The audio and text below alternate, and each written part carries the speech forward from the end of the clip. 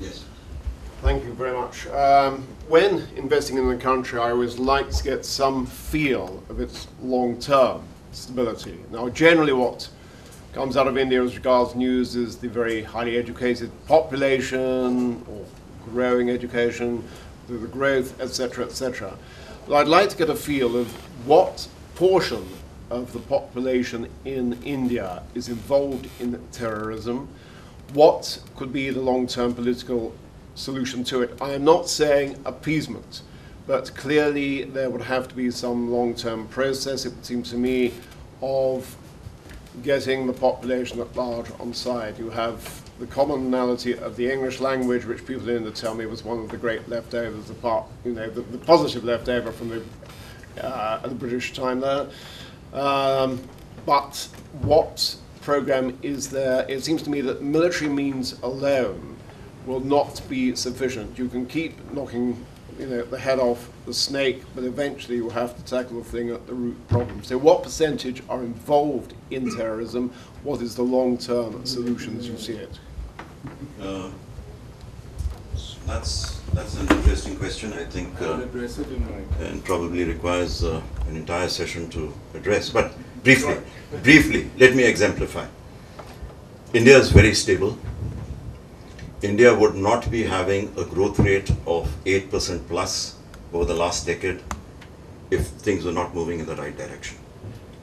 There are areas which are affected by internal security issues. Now let's look at the Maoist problem. The Maoist problem, as we tend to sort of elaborate in India, and we belabor the government through a process of exaggeration also of the magnitude of the problem. Most analysts would say that of the 28 states in India, 20 are somehow sort of afflicted in some manner or the other, to some degree or the other, by Maoism. Okay, the Maoists could have cells, overground cells, in certain states, but there may be no violence there. So when you look at recurrent violence, it boils down to 6 or 7 states only which experience recurrent violence, which is our index of looking at the gravity of the problem. Now within those 7 or 8 states, if you were to go down to the level of districts and police stations, India has 653 districts or so, 650 plus. 220 are in some manner or the other touched by Maoism. Recurrent violence, 70 or 80 districts.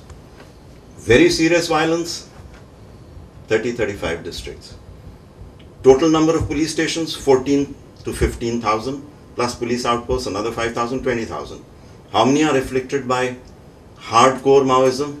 60 or 70 or 90 police station areas.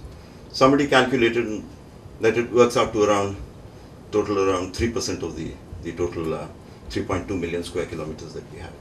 So if you were to look at it in this way, and if you were to go to say West Bengal or Chhattisgarh, which are the worst affected by Maoism today, it's not this that you would see Maoists roaming around everywhere. Things would be absolutely stable. There are investments being made. There's a lot of heavy industry being established in those areas. But the menace is there. The menace is there because it's ideologically motivated. The military construct is also Maoist. Therefore, and they do take a toll of lives in those areas where they have strongholds. So the government wants to combat that. What is the strategy? The strategy is a very inclusivist strategy in India. Everything is brilliant on paper. Just as you said, it's not a military problem. That is what the chief ministers argue. They say it's not a military problem. In Orissa today, we have a chief minister who says that I will not tackle it the way the central government wants it to be tackled. These are our own boys who have gone off the track for certain reasons. It is interesting to note that Maoism has its backing from tribal communities. Those tribal communities, which in British times were left alone in these areas to sort of administer themselves as per tribal customs. after independence, we also decided that we need to maintain this heterogeneity and leave these communities to themselves. Therefore, there was no intrusion of civil governance in this area. Unfortunately, that reacted badly. There was exploitation by forest contractors, by the local police, and so on and so forth. There was iniquity, there was social discrimination, and that is how. And there was no agency to deliver services on the ground, and that is how this problem came up. So the government and the chief ministers are very clear that you have to have economic development in these areas. You have to give back the forests to these people so that they can live their traditional life. If you uproot them from their traditional life, you must provide them an alternative. And that is why there is no easy military solution. In fact, India is not going in for a military solution. So also in the Northeast. In the Northeast, the insurgency began, those 7 states in the Northeast India, which are tribal states, insurgency began in the 1950s. There are 7 states in the Northeast. Only 2 today are really affected, and those are all Mongoloid in ethnicity, those areas, quite removed from mainstream northern India. Today, a lot of them are part of the development process in India. They have joined the process through a tremendous devolution of powers, through huge financial resources by the central government being invested in those areas, through grassroots democracy being sort of given to them through the 5th and 6th schedules of the Indian Constitution. So the Indian government is not looking for a military solution. It's looking for a socio-cultural, politico kind of a solution. It's going to take some time, and that's why it's going to be slow, because it's not going to be a military solution. So I'd say broadly, very stable, good climate for investment. I'll make my closing remark. Can I just add? Mr. Mehra has touched a lot about the insurgency, which is Central India and Northeast India. And insurgents are not necessarily resorting to terrorism, as I did bring out.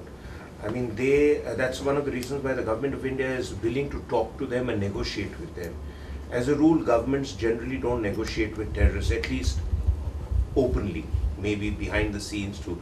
And the British government, if you read in the history of terrorism, has also sometimes negotiated with some terrorist groups if your citizens are involved. I think really the terrorist dimension to India's problems comes from Pakistan. It's very clear Pakistan has camps which are being kept there as strategic assets. Their army chief has referred to the use of certain terrorist groups as strategic assets against India or in Afghanistan. And until such time India and Pakistan can reach a solution over Kashmir, which I, having done quite a bit of study on the subject, feel that really it's almost impossible to get to a solution over Kashmir which is acceptable to Delhi, Islamabad and others. The problem of terror from Pakistan on Indian soil will remain.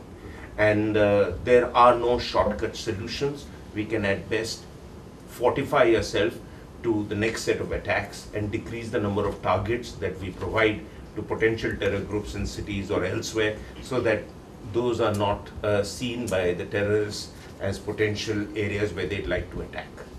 So that's a little different from the entire detailed account Mr. Mehra has given on insurgency.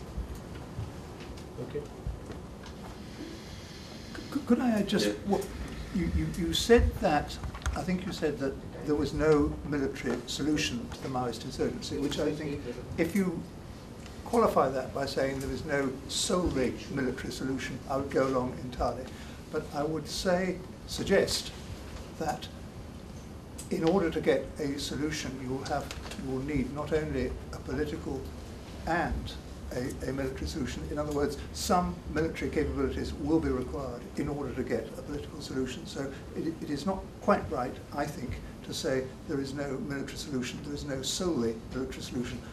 You do need military capabilities. Yeah, I absolutely agree with you. In fact, that is what I wanted to say. You see, like I was telling you about the Maoist problem, in 1972, we had a so-called military solution. Military was not involved. In India, the military is not involved in operations against the Maoists. It's only the police forces and the central police forces. Military is totally out of it. The military and the air force, they're just not used.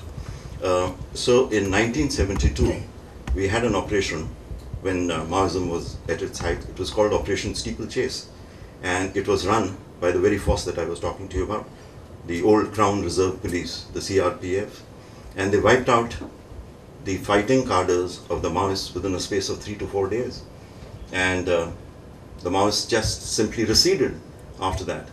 So what then happened was that the policies that should have fructified on the ground, like the distribution of land, empowering the landless labor, etc., they were all there on paper. They didn't actually translate into effective this thing on the ground. And that is why the problem resurges. So I'm talking about a long-term solution not being a military solution, in the sense that unless you provide the socio-economic cultural solution to the problem keeps resurging. So can we close with a vote of thanks by Mr. Harry Dahl, who's the man behind all this that has happened here today, Security Watch India, etc. He's the man behind it.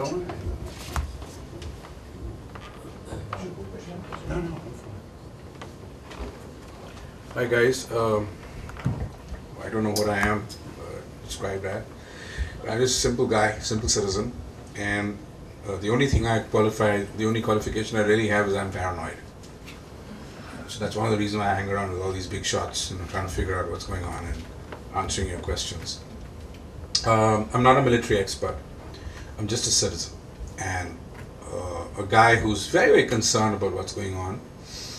My take on the whole situation before you all leave today is a little different from all these experts. They're all about, the military stuff and, the equipment and the technology and whatever. But my stuff is about human beings, about people. And I think whether you look at the Mao situation or whether you look at the other situation, you need to look deep enough to find out that I think we have done two things in the last couple of hundred years, if I may say so. One is we've lost our sense of fairness. And we've also forgotten that if we have a point of view, so does the other guy, whoever he or she may be. And if there's no balance, somebody is feeling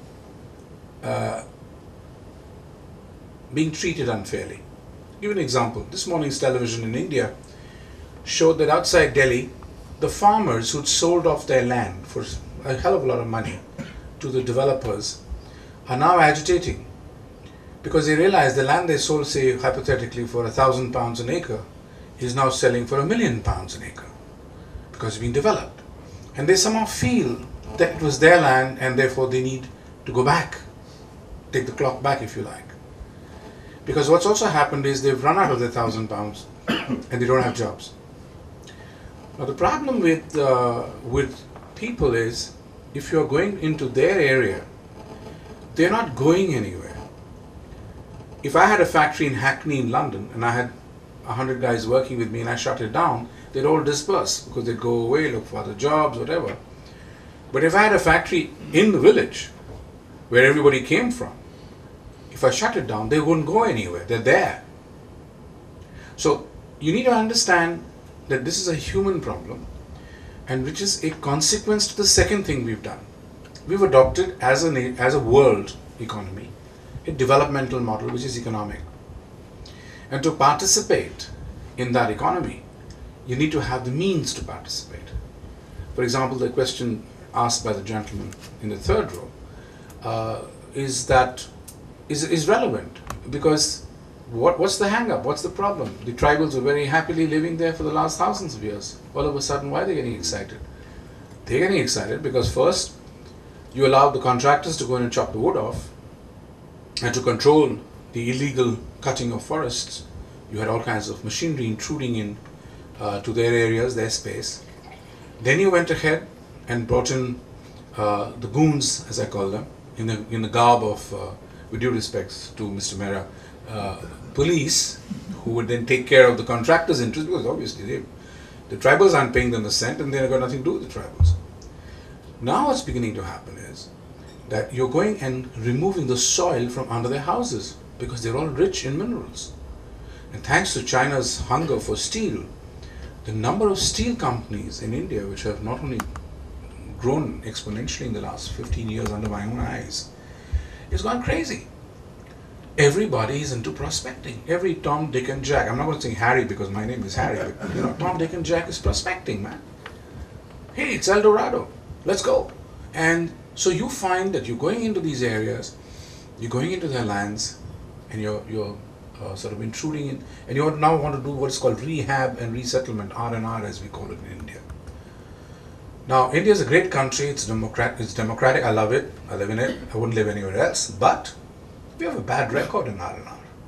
We promise a lot of things, but we don't actually deliver. Not that we are bad people, it's just the red tape and the machinery that we have inherited from our ancestors, who then got trained by your ancestors. For obvious reasons, they got trained, half-trained, because we wanted control out of London. But it doesn't work. The implementation doesn't work. It's inefficient. And the law and order, and therefore, the point I'm trying to make is there's no counterpoint for the guy to go. He can't go anywhere for justice. He can't go anywhere for a sense of fairness. He can't go anywhere where he can find himself somebody to listen and help him. He can't get help. So what does he do? He turns into a, whatever you want to call him, Maoist, or I don't know, you can call him Michael Jacksonist or whatever name you want to give him. But the fact is, that's the problem. He doesn't even know who Mao is, by the way. I can tell you that. Maybe some do. The second element, which I think is very important to understand, and this concerns you guys sitting here as well, is we are all paying for this, the fruits, if you like, or the seeds, if you like, of what we've done over the last couple of 100 years. And so what's begun to happen is that a large part of the 6 billion people on this planet or thereabouts feel discriminated against. And why do they feel discriminated against? Because they feel they're not a part of the so-called developmental process. They don't know English, they don't have a computer connection, they don't even know what you're talking about when you say stock exchange. They have no way in hell of generating cash. There's no way he can sit in a Ferrari. No way. But he sees it on TV every day. So you're giving him, as I famously call, dreams of the rich and means of the poor. And when you do that, you don't have to be a rocket scientist to figure out what's going to happen. There is going to be discontent. And it's not going to come from one wave from Pakistan. With due respects to Maruf, that's not the real problem. Just imagine you're sitting in Pakistan. What is the real problem? The real problem is the same.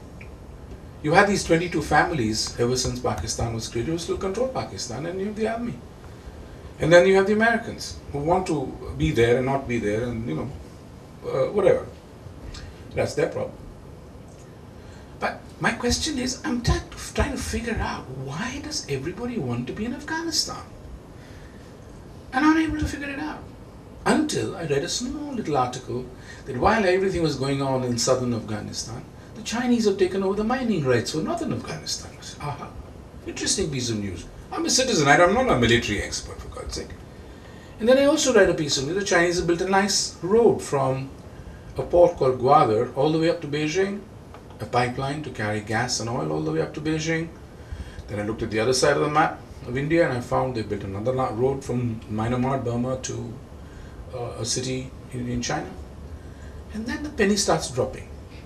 This is all a sideshow. The real show is, it's in the so-called race for development, economy, economic growth rates. You need energy security, and it's all about that. I may sound a little disconnected with all the speakers who spoke this morning to you, but I just want to share one more thing with you. The government of India, a few months ago, I think the foreign minister himself went and signed a deal in, I think, Ashgabat, if I'm not wrong, I don't remember the cities, called Turkmenistan, Afghanistan, Pakistan, India pipeline. I repeat, the government of India went and signed a deal, Turkmenistan, Afghanistan, Pakistan, India pipeline, to carry oil product and gas or whatever from that country to India. Strangely, the Iran-Pakistan-India pipeline didn't work. Even though the Iranians tried and the Pakistanis tried. I was wondering why. I leave the guesswork to you guys, but what is even more interesting is it got the support of the Taliban. Hello, hello. I thought we were fighting the Taliban, right? But I'm only a citizen. I'm very confused. I don't understand these things. I only read newspapers and watch television and get thoroughly confused. So therefore, I've decided to live my balanced life in as safe an environment as possible. And that safe environment is to go nowhere, to do nothing, to live in a hole, okay, right? And there no Taliban is interested in no nuclear attack. And by the way, I'm not going to live in big cities, right? I'm going to live somewhere in the countryside. I might get eaten up by a wild animal, but that's okay. Or at least I won't get a nuclear attack on me. So these are the absurdities that are propping up when you look at life from our side of the world. But, and the last thing I want to say is the issue of terrorism is actually an issue about perceptions and fair play. You can preempt them by giving them an alternative. Right now, if you look at the collapse of the global financial meltdown, 2008, 2009, we've beaten that to the bone now. Where is the alternative? There isn't one. Where is the model which says everybody of the 6 billion people will get a piece of the pie? There isn't one.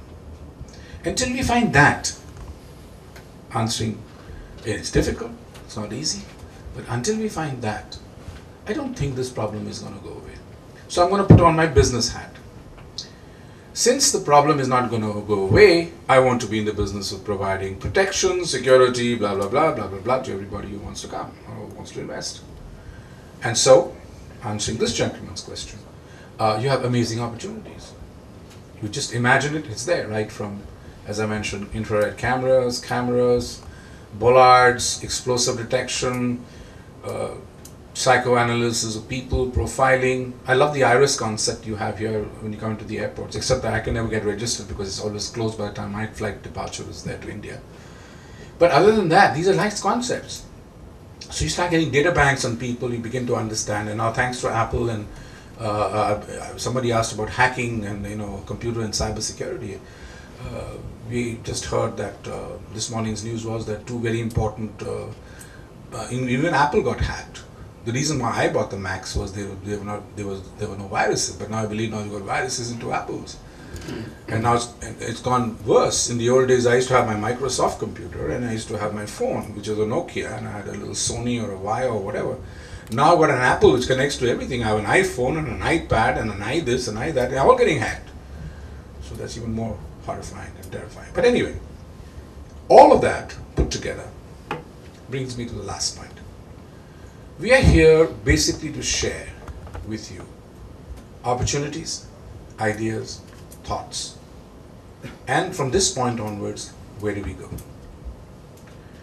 And we are looking forward to having a long-term presence, working with our friends in England and the rest of Europe on how we can work together, where we see that very, very small British companies, entrepreneurs, retired guys who have knowledge, who have training, who have technology, can come and exploit this opportunity.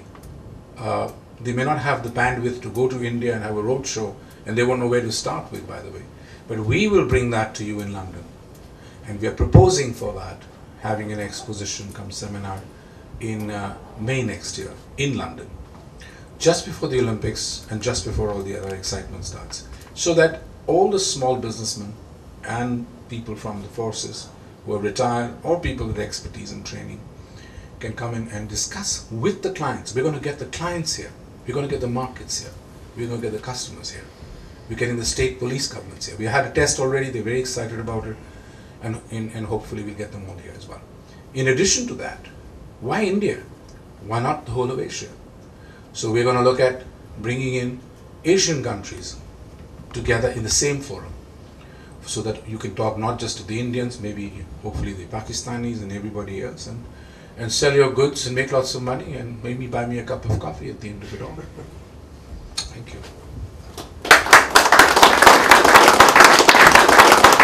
Your cards behind, we have other others from our team here who will be very happy to sort of handhold you with business leads. Just a point which I did allude to while I was speaking, but we at Security Watch India are happy to provide business facilitation service, which is really for small companies and those that want to explore the Indian market. We can help hold your hand for 3 to 6 months while you take our membership and pay a tiny amount more for facilities in our complex in Delhi, which is very good. And in fact, the British military and defense advisor, Brigadier Nigel Williams, who has been having requests from lots of companies wanting to enter the Indian market but don't know how, who's personally known to me, came and visited our facilities and found they were just right for British companies, and he's also quite keen from the High Commission's end to support that. So, would you like to say something? May I now request Mr. Patrick Mercer to give his final words before we wind up for the day. But on behalf of Security Watch India, thank you very much, ladies and gentlemen, for being with us. Right, ladies and gentlemen, I hope you found that useful. I'd say there's always something new that I learned. Thank you, Maruf. Thank you, Mr. Dahl. Please use the time now that we have to talk to each other to make sure that you know which contacts to make. We very much look forward to seeing you, or if not before, on the 22nd to the 22nd of May next year at the Counterterrorism Exposition. Thank you very much indeed. Thank you.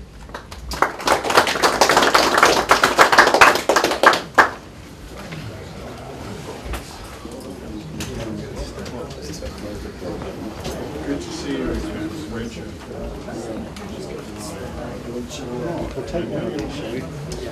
I've got one in my mind. It's got in my mind. I've got all right. I think so when you back? Here's another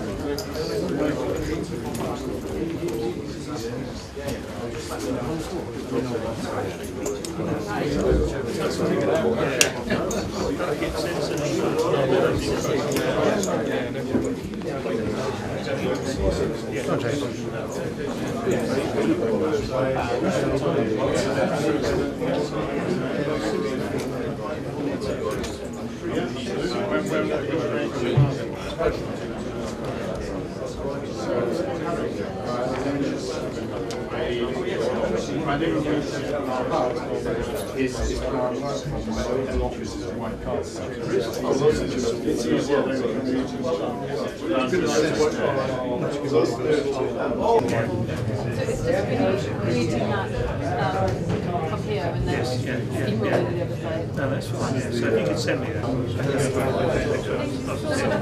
Okay. Yeah. Yes.